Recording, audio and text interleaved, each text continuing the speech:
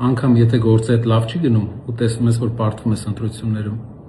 պետք է քեզ պահել հավասարակշիռ եւ հարգալից մարդկանց հետ։ Այսօր Հայաստանի վարչապետը փողոցային ձևով, փողոցային բառապաշարով հարցնում էր, թե որն է մեր ուժը։ Մեր ուժը դա մեր ծրագրերն են ու կամքը այդ ծրագրերը իրականացնելու։ Մեր ուժը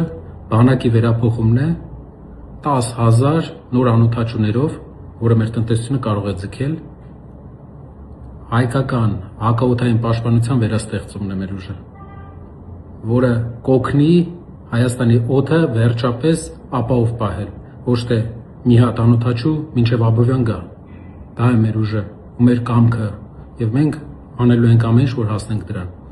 Իսկ որն է քո ուժը։ Ես վերջերս ոնց որ բնավորություն ես սարքել հայերի հետ, Հայաստանի քաղաքացիների հետ արայով խոսես։ Այցելությունների ժամանակ էլ եմ տեսնում։ Արայով մի խոսա,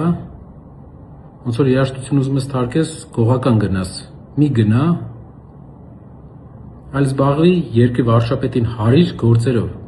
Եթե արայով խոսացող էիր, մինչև վարչապետ լինել այդ խոսեիր եւ տեսնեինք ինչ կլինի։